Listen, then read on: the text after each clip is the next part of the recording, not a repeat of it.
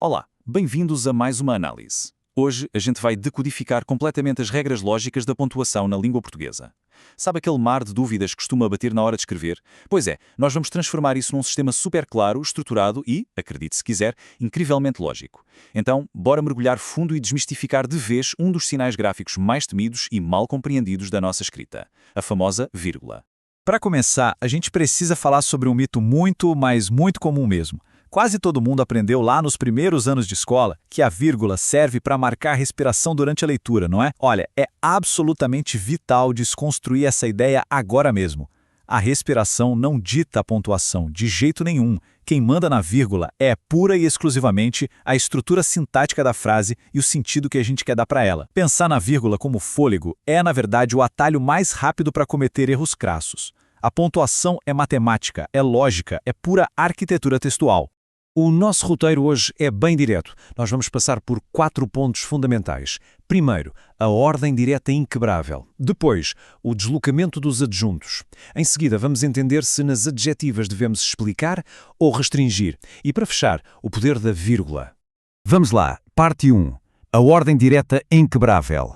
Antes da gente sequer pensar em onde colocar uma vírgula, a gente precisa dominar aquela âncora inabalável onde ela é terminantemente proibida. E isso nos leva à regra SUVK. É um acrônimo sensacional e muito poderoso para sujeito, verbo, complemento e adjunto. Essa é basicamente a ordem fluida, intuitiva e natural do nosso idioma. Quando uma frase segue esse caminho exato do começo ao fim, as palavras fluem como um rio desimpedido, sabe? O detalhe de ouro aqui é que nessa estrutura natural, a vírgula simplesmente não tem lugar. Ela não pode, de forma alguma, fatiar termos que devem ser lidos juntos, numa tacada só.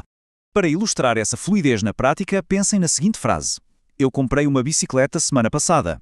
Eu é o nosso sujeito, comprei é o verbo, uma bicicleta atua como o complemento e semana passada é o nosso adjunto adverbial de tempo.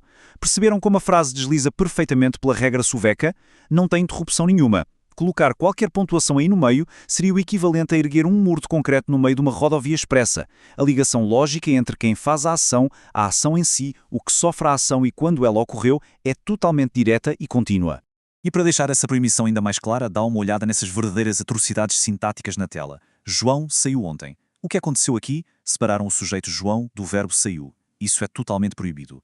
E na segunda, Ricardo comprou uma empresa. Separaram o verbo comprou do complemento direto uma empresa. Então, a regra principal é clara. Jamais, sob nenhuma hipótese, a gente separa por vírgula o sujeito do verbo e nem o verbo do complemento quando a frase está na ordem direta. Fazer isso é quebrar a coesão estrutural da frase, o que é inaceitável.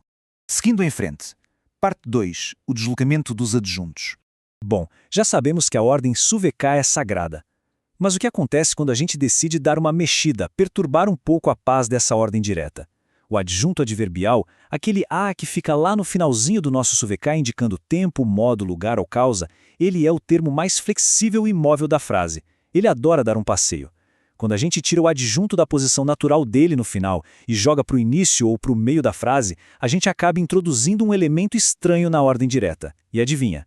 É exatamente aí que a vírgula entra em cena, isolando esse termo deslocado para garantir que a estrutura principal da frase continue bem visível e clara para quem lê. Só que tem um detalhe. O tamanho desse intruso estrutural faz toda a diferença. Deslocar o termo por si só não resolve tudo. A gente precisa, literalmente, medir a extensão desse adjunto adverbial. A regra gramatical aqui é super pragmática. Se o adjunto deslocado é curto, ou seja, tem ali uma ou duas palavras, o uso da vírgula é facultativo. Você usa se quiser, não vai causar grande confusão. Agora, se for um adjunto longo, que a maioria dos especialistas classifica como de 3 ou mais palavras, aí o jogo muda. A vírgula se torna estritamente obrigatória. Esquecer a vírgula num adjunto longo deslocado pode criar ambiguidades bem graves no seu texto. Colocando isso lado a lado, o contraste fica evidente. Pega a expressão depois de muito esforço e sacrifício.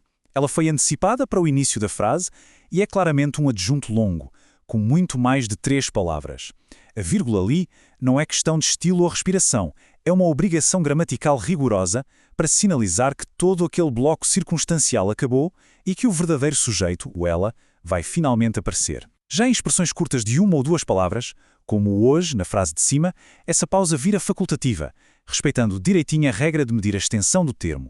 Chegamos à parte 3, adjetivas. Explicar ou restringir. Agora a gente vai sair um pouquinho do território puramente sintático e mergulhar de cabeça na semântica. Vamos analisar essas duas frases que parecem quase idênticas. Visualmente, a única diferença material é aquele par de vírgulas isolando o trecho que estuda muito na primeira opção. Mas, acredite se quiser, o universo conceitual que cada uma dessas frases descreve é drasticamente oposto. Aqui a gente não está mais falando apenas do que é certo ou errado na gramática, nós estamos lidando com duas verdades completamente diferentes sendo declaradas ao mundo. E isso mostra perfeitamente como funciona a mecânica das orações adjetivas. A oração explicativa, que é essa que sempre vem isolada por vírgulas, serve para generalizar. Ela indica que o comentário se aplica a todo mundo daquele grupo. Por exemplo, dizer "o homem que estuda muito vence", com vírgulas, quer dizer que todo homem estuda muito e todo homem vence. É uma característica geral. Por outro lado, a oração restritiva, aquela que não leva vírgulas, funciona como um filtro. Ela limita e particulariza. O homem que estuda muito vence, sem vírgulas, significa que apenas uma parcela específica dos homens, unicamente aqueles que estudam de verdade, é que alcançam a vitória. Percebe? A vírgula aqui funciona como um interruptor. Com vírgula, você liga à generalização. Sem vírgula, você foca direto na restrição.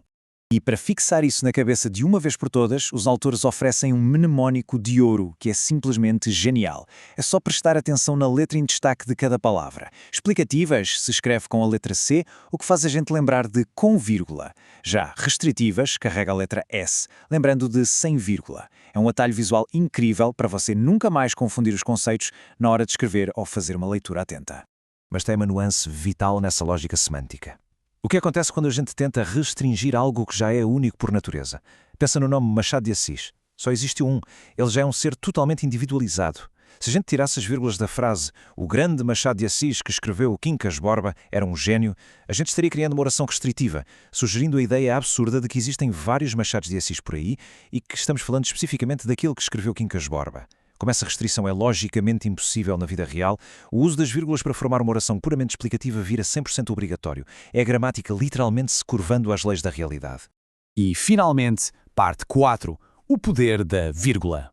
Caminhando para o final do nosso guia, fica muito claro que pontuar um texto não é só colocar um enfeite bonitinho ou criar uma pausa teatral para ler em voz alta. O que nos traz uma provocação super importante. Será que um único sinal de pontuação pode realmente alterar a realidade? A resposta esmagadora, como a gente acabou de ver nas orações explicativas e restritivas, é um gigantesco sim. Um simples tracinho de tinta na página tem o poder de decidir quem sofre uma punição, quem herda uma fortuna, ou se uma afirmação vale para toda a humanidade ou só para um grupo bem restrito. Dominar a vírgula não é apenas sobre seguir um conjunto de regras, é sobre assumir o controle absoluto da verdade na mensagem que você quer passar. Daqui para frente, lembrem-se sempre de que a ordem das palavras e essas pequenas marquinhas ao redor delas carregam um peso imenso. Fica o convite para a gente enxergar cada texto não só pelas palavras soltas, mas por essa fascinante arquitetura invisível que mantém tudo exatamente no seu devido lugar.